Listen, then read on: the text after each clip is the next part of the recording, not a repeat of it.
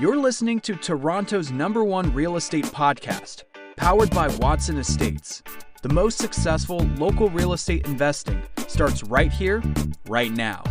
Here's your host, broker, investor, and social media influencer, Bradley Watson. Hey investors, Bradley here from Watson Estates, and you're listening to the largest, fastest growing podcast for Toronto real estate on iTunes, Spotify, and Google Podcasts. I'm glad you could join us. As a broker and investor myself, I love to keep track with what's going on in our market. And as someone who loves real estate, my passion is making money, building wealth, whether that's through passive or active investing. And so today I'm excited to have Omar Khan on our show. As I've had many guests, I've recognized that many large investors are also familiar with different forms of investing and building of wealth. So today I want to introduce to you maybe a new concept. If you don't know about this concept, you absolutely should. As someone who's planning on building a portfolio, many income streams is a must, especially as cash flow depletes across the GTA with rental properties. Just to give you a little bit of insight about Omar, he in the past has had 30 properties, well over $20 million portfolio in real estate, but over the last 15 years has become more familiar with derivatives and stock options and has begun a company called Theta. You can contact him directly, which you may along the way want to. His email is omar@thetatradingco.com. Online, he actually has a 45 free webinar you can check out as well if you're getting some interest. But today we talk a lot about how there's a relationship between real estate and those who invest in stock options. And his company's got over 152 reviews, all 5 stars, with details from many of his students talking about the successes that they've had. I'm really excited because we've kind of mentioned this with other guests in the past, but nobody as detailed with as much experience as we did with Omar today. I know you're going to love it. Please hit that like button, leave us a comment down below if you have any questions, and enjoy the show. Omar, welcome to the show. How you doing? Thanks, Bradley. Doing great. Thank you for having me on. I appreciate it. I'm really excited to have you on because we've got, as you know, many investors, people very comfortable and understanding of the concept of real estate as an investment vehicle. And I know you've built your portfolio through investing. We'll share a little bit about that in a second, through this thing called Theta investing. And I want you to share that concept. We've had an individual on our show a while back, but if there's a guru, you're the guru. So I want you to really dive deep into this. Maybe you start off by telling us a little bit about your journey and how you've gone through real estate and where you are today. Yeah, absolutely. So thanks, Bradley. So my journey was pretty simple. I grew up in an immigrant household. My parents were both educated, weren't financially literate. So I didn't grow up with a lot of money, went to university. Parents did definitely force upon this the idea of, if you better go to university or we're going to kill you. That was a very known thing in my household.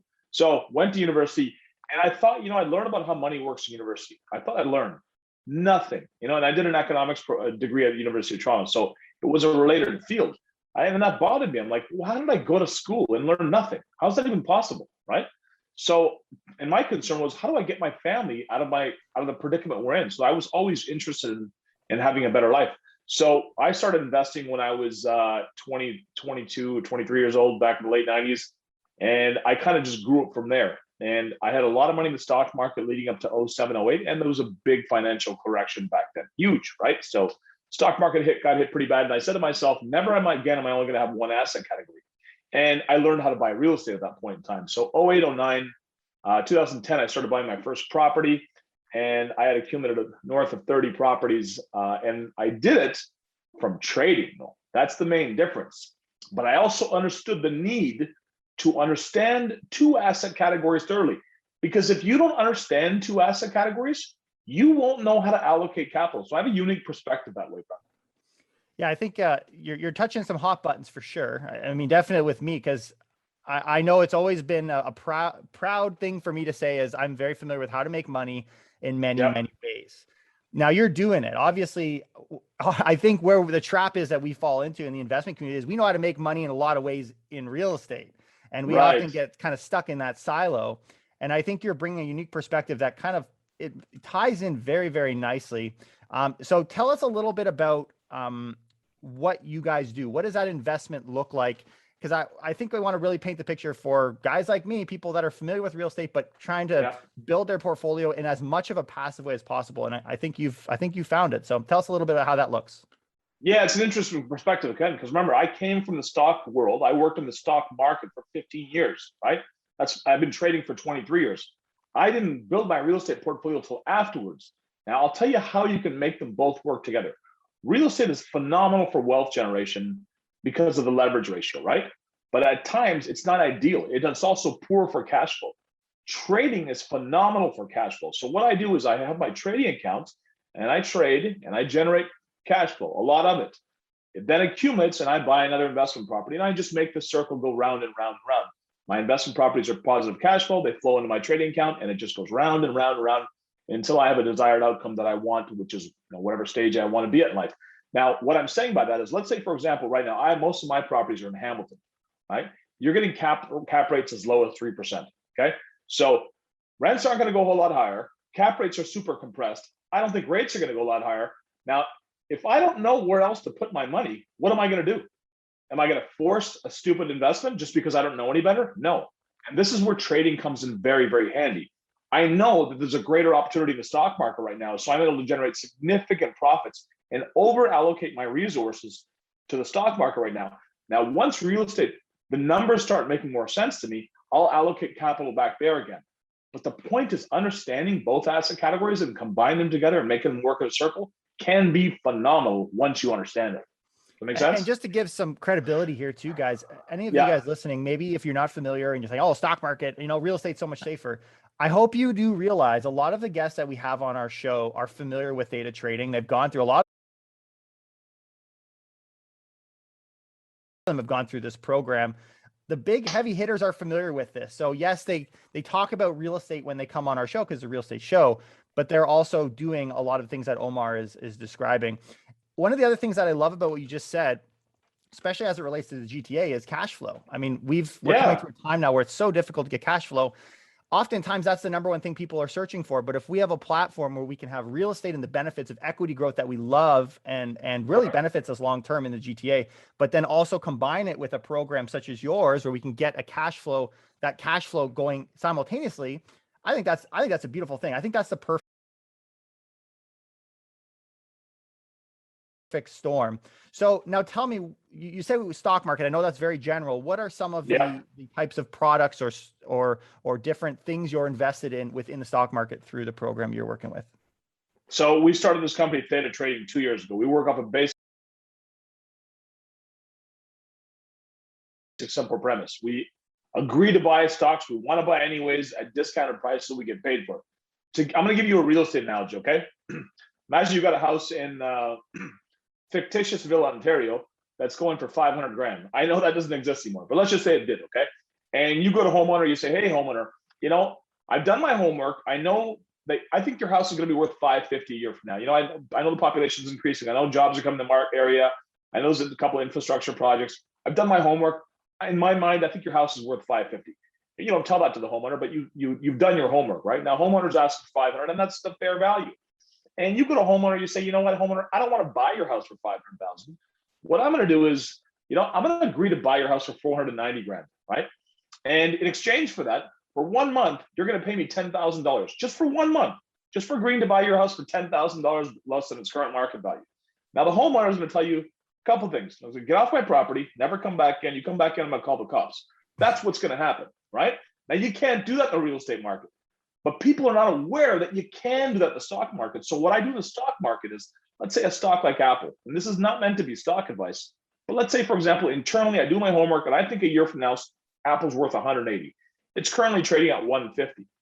Well, then if I just simply agree to buy Apple, let's say at 148 or 150, and there's a lot to learn behind that, and I get paid 1, 2, 3, 4, 5% a month just for agreeing to buy Apple. And the worst thing that's going to happen to me is I'm going to own Apple stock. But I think Apple stock's gonna be worth more anyways. So what we do is we collect those premiums.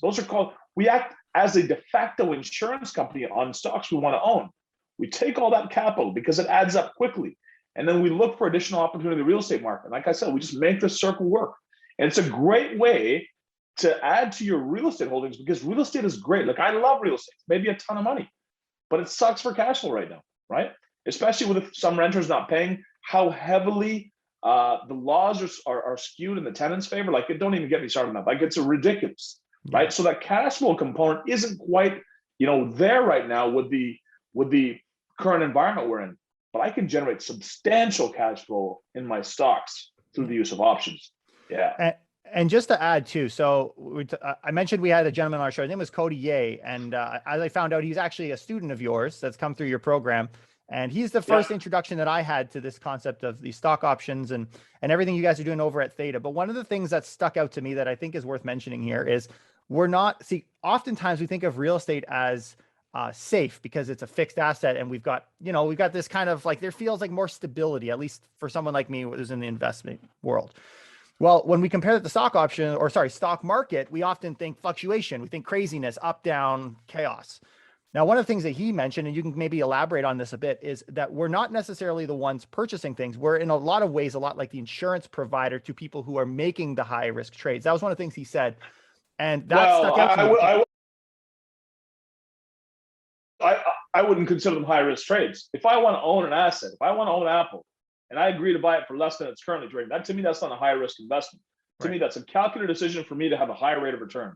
So that's the the options, the way that it was described, the way that I understood is the risk is being borne by the other person. You're essentially an insurance allowing for them to make that trade. But I'm mitigating my risk. Right? You're mitigating your risk, which is different than the perception of the stock market. And obviously, I'm a newbie. I'm kind of from the outside. I'm definitely interested, which is obviously why we're bringing you on. But I do know many people that are merging these two things. So you mentioned you were passionate about financial literacy. I too also I'm a first generation university student. I took finance university, and I agree. I've learned a butt ton more out of school than I have in school. Tell me, like, what's driven you? You said you began this program. I know you've been in the financial service industry for well over a decade. Tell me, what is it about financial literacy? Why teach? I mean, you obviously have a multi-million-dollar portfolio. Why teach others? What is it about it that you like? Yeah, I don't have to work. I don't have to if I don't want to. I do something because I love doing it. For one thing, I love to do this, right? I grew up with financial literacy. I saw my parents arguing about money all the time. It just statistically, you look at the amount of divorces, mental health issues that are caused from a lack of money, right? If you think about how pervasive that is across society, and yet the education system pays no attention to it. It is absolutely mind-boggling. So we identified an area where there's a huge demand, and we're the ones who want to fill this demand because it's also a personal issue for me, right? It caused all kinds of havoc in my life. I don't want other people to go through this problem. So not only were we teaching people how to make a lot of money in the stock market, over a period of time, how to generate returns for themselves, how to there's obviously no guarantees. You have to be able to analyze and understand stocks, just like the real estate market. But yes, you have the potential to make a lot of money. We also have a program coming up called Theta Kids, where we're starting the younger generation, the high schoolers and lower, because again, I don't want my kids growing up completely clueless the way I did. It was simply the wrong way to learn. So there's very much a personal issue for me, Bradley, with this. Yeah.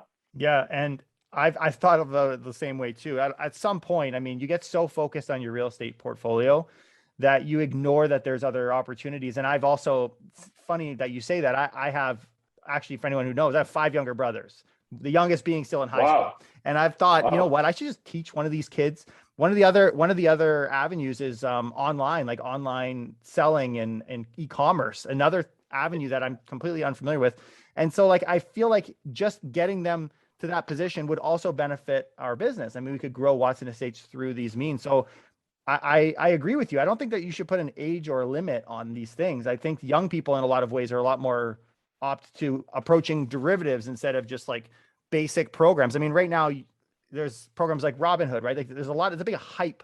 I mean, what is the difference, I guess, here from someone doing something like that versus getting more involved in the trading you're doing?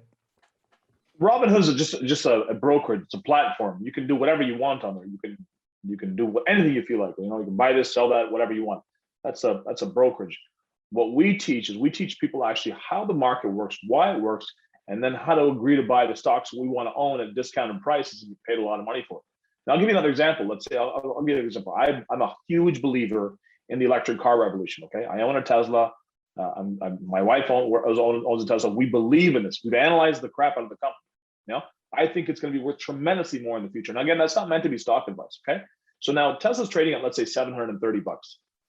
if I agree to buy Tesla, let's say a month from now at 725, I get paid like 5%. Now, if I think it's going to be worth, significantly more in the future, getting paid 5% for 1 month for agreeing to buy something that I want to buy anyways, that adds up, right? And that's my point. Once you truly understand how the stock market works, you can make a tremendous amount of money. But the problem with real estate investors, because I was in Rain for like 10 years, right? And I would talk to people at Rain about the stock market. I'm like, do you guys know you can make money in the stock market? Everybody would just dismiss it, right? I'm like, you guys are missing a huge opportunity, because I came from the stock market area. I learned how to buy real estate as a result of getting knocked, because that was a major financial correction. Now, obviously, the market more than recovered, but people have blinders on. People in the real estate market think that real estate's going to go nowhere but north forever. That's not how this works. There will be a period in time, there is no perfect asset category, where there will be a correction, right? And I think the sooner people realize that I need to understand how to identify multiple asset categories so that I intelligently, as an investor, can allocate my resources accordingly, that's when the game truly goes to a new level. And that's what we're trying to introduce to people at Theta. Yeah. Yeah. And I mean, when we look at multi-millionaires, they typically have 6 income streams. And I think it's very ignorant to sit and say, you know what, I got 3 ways, I'm getting cash flow, I'm getting equity, I'm getting mortgage pay down. Therefore, I've got 3, maybe I got a job. That doesn't check the boxes. That's still one, right? So right. having this as another category is certain. And I'm curious because I'm now, and maybe it's because of fellows like you, I'm seeing a wave of investors, real estate investors who are considering derivatives. And I love the way you described that, buying it now for cheaper if I would have bought it anyways. I think that's a really clean way to describe it. Why do you think there's been that lingering ignorance in the real estate community to not pay attention to other methods of gaining capital and building equity in a business? Yeah, it's a great question, because real estate's done so well for so long. So, as the famous saying goes, everyone looks like a genius in a bull market. It's true. Everyone does, right? It doesn't matter who you were. You bought a house in Southern Ontario the last 20 years, you think you're a genius, right? Now that's great. The environment has worked out. It's benefited me tremendously as well, right? But now the environment is much more difficult. It is not what it used to be, right? Cash flow's not there. Cap rates are super low. They're compressed. Rates aren't going to go a whole lot higher. Rents are already pretty elevated compared to incomes. So I think a lot of people are saying, wow, I'm having a difficult time being able to make money, especially on the cash flow side. And when you present them a logical argument, like I presented to you, logically, rationally, and you appeal to the logic, you're like, look, does this make sense to you? If you believe that Tesla will be worth a lot more, would you not like to get paid 5% for buying it for a little bit cheaper in 1 month from now? What person is going to say, no, that makes no sense to me? So that we're appealing to their logic. Now that they're like, you've seen our reviews, you can see that people have made a tremendous amount of money. It's like you said, it's spreading a lot throughout the real estate community. So it's also kind of organic as well, right? Like one person tells another, which is great. And that's how we've grown our community. We started off 2 years ago, nothing. We just did it for fun. We didn't know who wanted to listen. 2 years later, we've taught over 1,200 people. So cool story that way, right? Yeah, there you go. The numbers speak for themselves.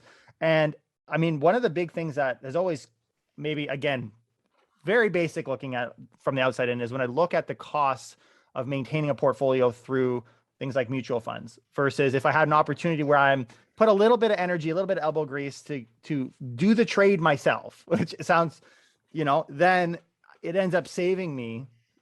I mean, $1 saved is $1 earned. I'm curious, within your program, because you just we were talking about Tesla, and I'm sure you've got kind of a short list of things that you're very interested in yourself. Yep. For someone who's like, I want to do derivatives, I want to do option trading, I'm good with taking a course at Theta and allowing that to generate cash flow for me and for my family. Is there a platform for them to kind of tap into, our network where they can kind of learn and not have, because maybe most of their energy is focused on real estate and on the deal. And I think that could be a hindrance unless there was a platform for them to work through that. Yeah, there is a platform. Obviously, we teach our Theta course. There's that platform. Of course, we've also got a closed private Facebook community, which is almost 900 people.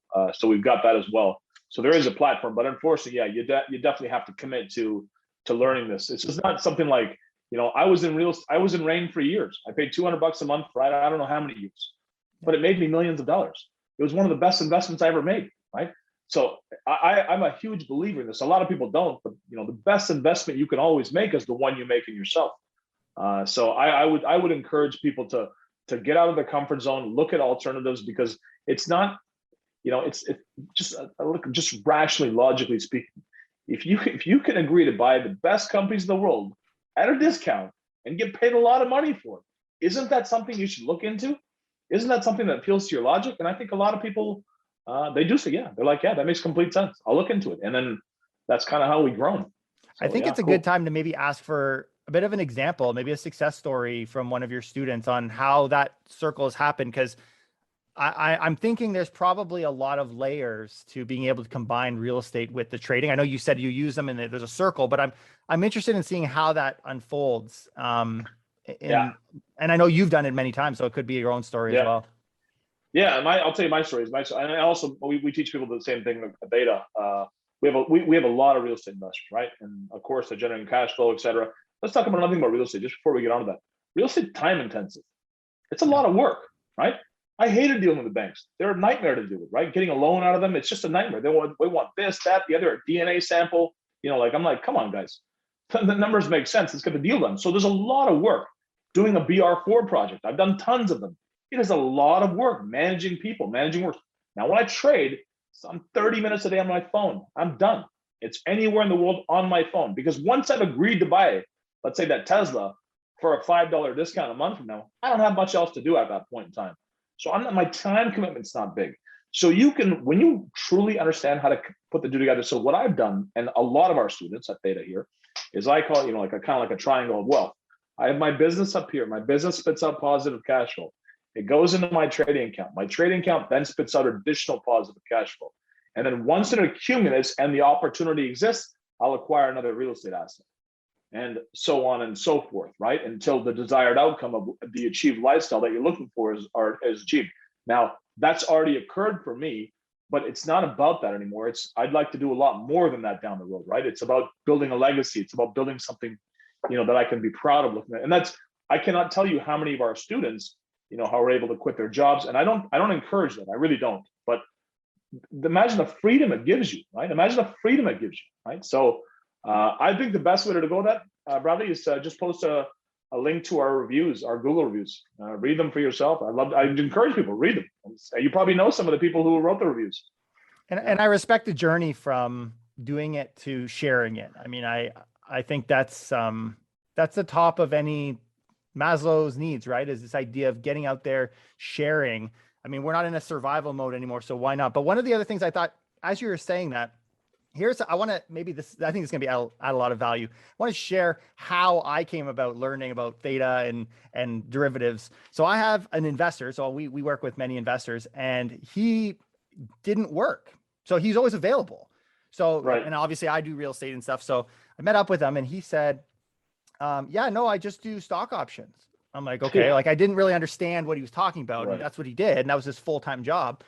So anyways, along came Cody, and I talked to Cody and I said, oh yeah, I got this guy, Cody's going to talk about, Theta investing. And he said, that's exactly what I do. So from when I first met him, I looked at him kind of to speak to what you're saying. And I was like, this guy doesn't seem to work. And he said that. He's like, I work for 30 minutes, pick my kid to school and I'm done.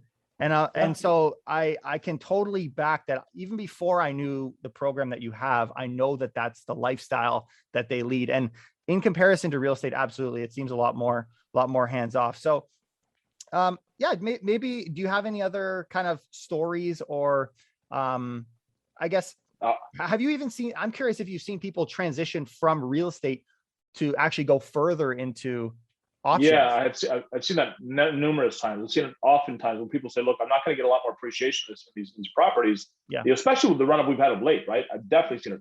We don't encourage or discourage anything. Like we always say is, look, our job as an investor is to allocate our capital to the most efficient source possible. That's our job. If we only know one asset, that's not going to work, right? We have to be able to understand various asset categories. So that's what we do. So there's so many, I cannot tell you, there's countless numbers of stories like that. It's not that I encourage or discourage it.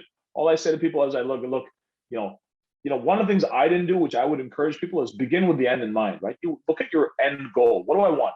And say, I want to have 30 grand coming in a month. I want 3 months off here. I want to work 4 days a week. Well, if that's what you want, tailor your affairs accordingly, because this infinite pursuit of money it's it's pointless. There has to be a greater purpose to it, right? Yeah. Yeah. And because it's funny, though that's a circle, right? You get cash flow, you invested in properties, you get cash flow. Obviously, you're building equity in exchange for cash flow. I would think that in a market like the one we're experiencing right now, this strong bull market, and even in option, there's money to be had in losing markets too. So regardless of where you kind of fall, I would think that there would be people gravitating more, especially with the amount of concerns, and people who listen to our show are familiar with some of the concerns people oftentimes have, and saying, you know what, I'm going to rely on this during this market. That way I'm well positioned for the one that's coming ahead in the future. Yeah. So like if you got a huge real estate portfolio, like I got a real big real estate portfolio, it went up so much last year, the last 12 months, huge. Yeah. What does that mean to me? I can't eat it, can't go on vacation with it, right? Where am I going to go? Now I know it's there and I'm grateful for it and it keeps growing. That's great. Mortgage is getting paid down, like a little positive cash flow, property's going up, great, right? But can I eat it? Can I take my family on vacation with it? No. But I can definitely do that with my option strategy, right? So our job is to teach people how to put all this together and create, generational wealth, things that really are, and you have to be open-minded to it. You have to be able to understand different things. And quite frankly, I'll tell you another thing. You know how much fun it is actually analyzing businesses? It's the same way you analyze an apartment building, right? You're gonna buy an apartment building, you look at the rents, you look at okay, how much rentals I gotta do here? Can I get any city grants? Where's the infrastructure projects coming in? You go through that checklist of all the items you go through. What's the cap rate now? What can I get the cap rate down to? Like you start thinking these things, you're like, okay, here's my estimated value at the end, right? That's what you do when you're analyzing a property. You do the exact same thing when you're analyzing a stock. You look at Tesla, you look, okay, they got these cars coming, the production is this much, here's their margins, they got these 3 new factories opening up, they got here's my production estimates for like 2 years from now. And you can come up again with an estimated value on that stock, right? And when you learn to do that, yeah, Bradley, it becomes very, very powerful. All right.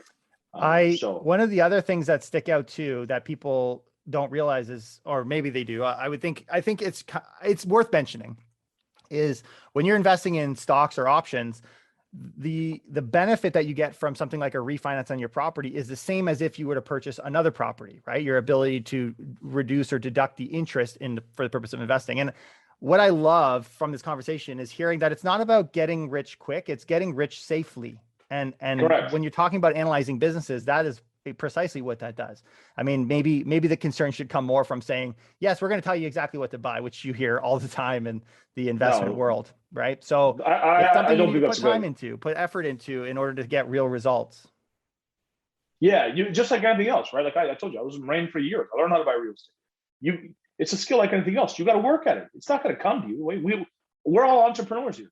We know how hard it is. You got to go out and get what is owed to you, right? What the world, what you think that is owed to you, you have to go and earn it every single day, and that's done through effort.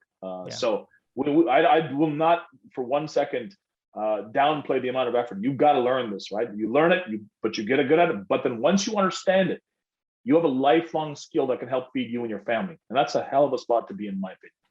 Right? So I think this is a good platform, guys. I mean, there's a lot of stock option. If that's the other additional income source that you're considering, there's a lot of people running around sharing courses, sharing this information. But if you want the real deal, you want the top dog in this field, you got to contact Omar.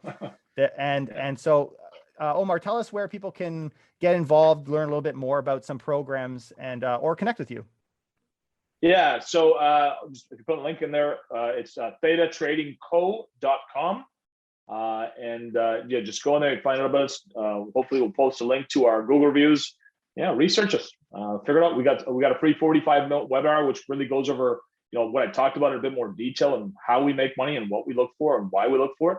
And if it appeals to your logic and your, rational being, then yeah, it might be a great idea to move forward. And like, the other 1,200 people that we've had in our community. So I would encourage people to think about getting out of your comfort zone. This is the hardest thing for real estate investors.